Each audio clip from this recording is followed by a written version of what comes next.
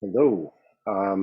Today I wanted to talk about holding a grudge and the structure of how people hold grudges and what we're doing cognitively and the impact and hopefully a number of strategies you can put in place if you don't want to hold a grudge anymore.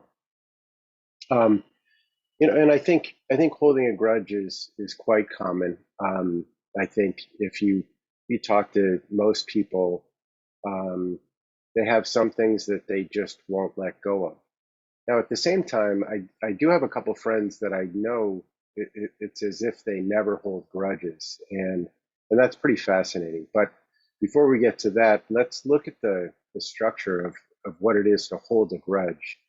And the phrase itself is kind of interesting because you hold a grudge.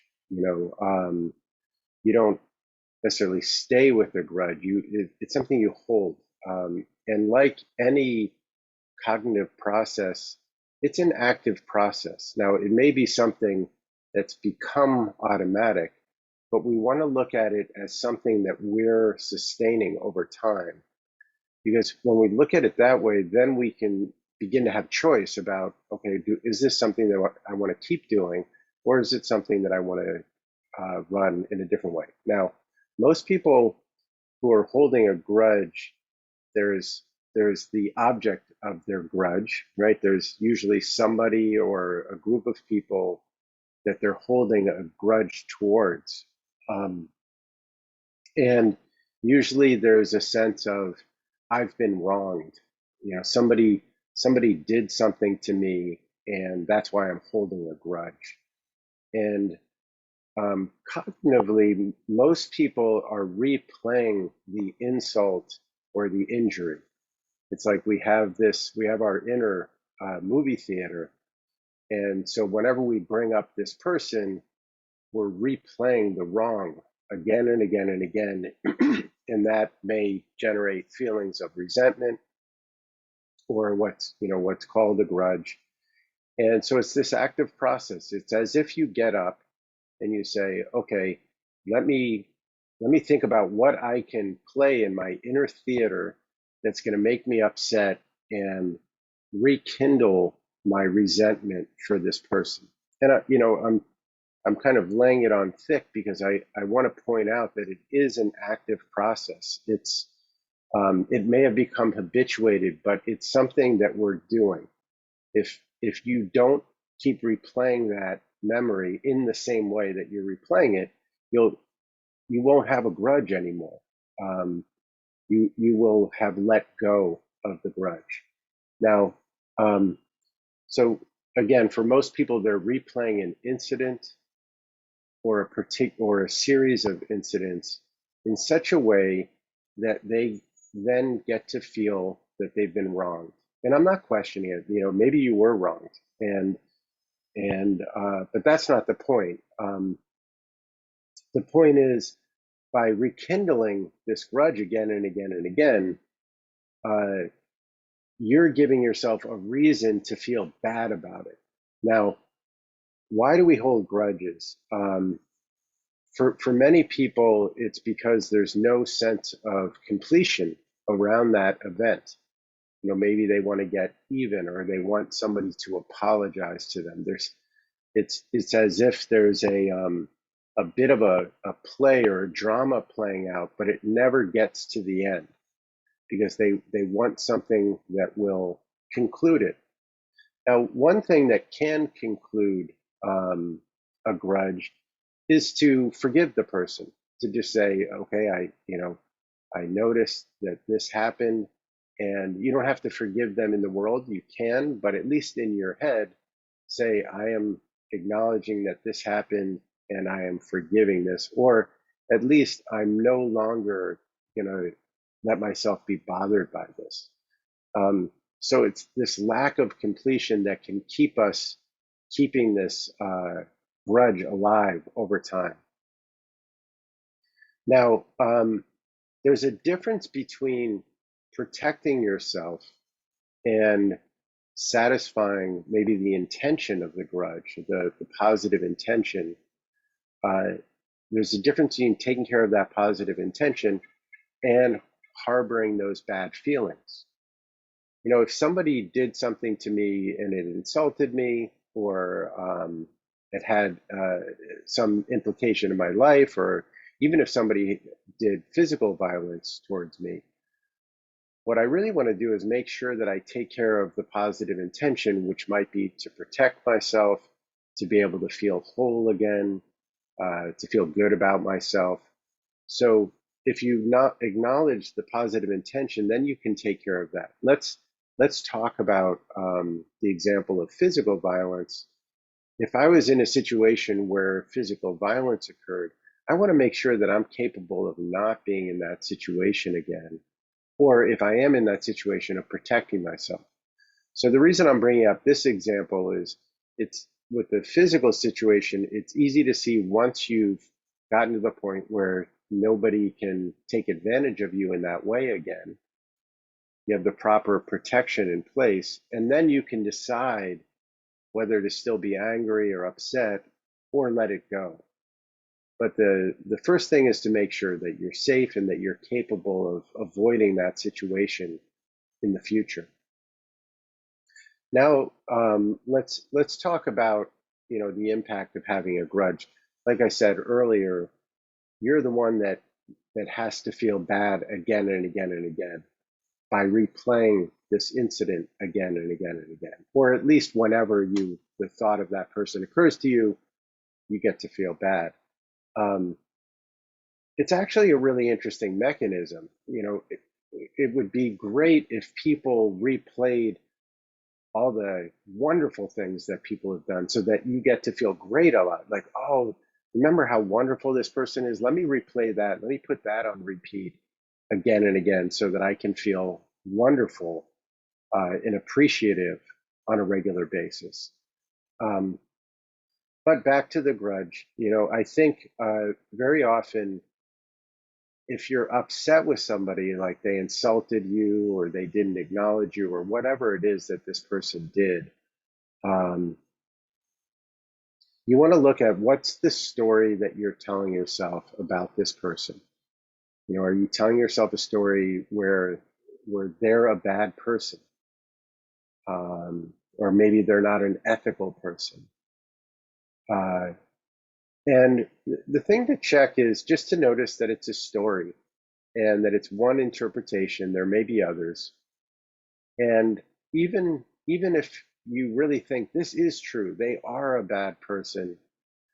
Um, you might want to ask yourself, have you ever done something similar to somebody? Even to a little degree. I find that very often, if I acknowledge, like, okay, this person didn't acknowledge me in some way or insulted me, if I really search my experience, I realize that there's been plenty of times when I haven't acknowledged people fully, or I've insulted people or tried to get one up on somebody. And when I see that, then it helps me feel a little bit more forgiving towards the person. I realize, you know what, they're not perfect. I'm not perfect. It's great. It's hard to be perfect. In fact, I wouldn't wish it on anyone. Um, so I'm always curious, have I done at least a little piece of this? And is there anything wrong in my story? Is there anything that I might be missing that would explain why the person is doing that? Now, let's say this person, you've you've proven with beyond a shadow of doubt that this person is somehow bad and wrong and evil. Um, Sometimes I'll ask myself, what must their life be like that they need to be that way? And then very often that brings up more of a sense of compassion in me. Like, I think it must be tough to live a life where you really feel like you need to wrong people. And that brings me to a place where I actually start to feel a little bit bad for the person. And again, it's a little bit easier to let go of a grudge. Now, I should have said this at the beginning. Like anybody, I hold grudges from time to time. In fact, I think I'm great at it. Like when I have a grudge, it just kicks in again and again and again. Um, And that's why I feel that this is a useful structure to understand, um, and to begin to unwind, because holding a grudge for me is like, it's it's almost a guarantee that you're going to feel bad a certain amount of time in the future. There's going to be some time when you're going to run into that person, or some time when you're going to run into the thought of that person. So it's almost like, I like using this metaphor of yourself as like a house. And it's almost like you're keeping certain rooms intentionally messy or uncomfortable. And after a while, you don't want to go to those rooms anymore. And I'd rather air things out, um, and have access to my experience. I read a sentence years ago. This person asked, "Is there anybody that you would rather not run into in the street?" And that really hit me, because I realized that I had a huge list of people that I wouldn't want to run into, and it pointed out to me like, wow, I have all these, places where, uh, I don't feel good about past relationships. And I decided that that was uncomfortable for me, and I didn't like that. So I decided, okay, let me begin the process of cleaning these up, first and foremost in my own experience, and then sometimes with other people. Actually going to them, having a conversation, maybe talking about that thing, maybe not, maybe just rekindling the relationship.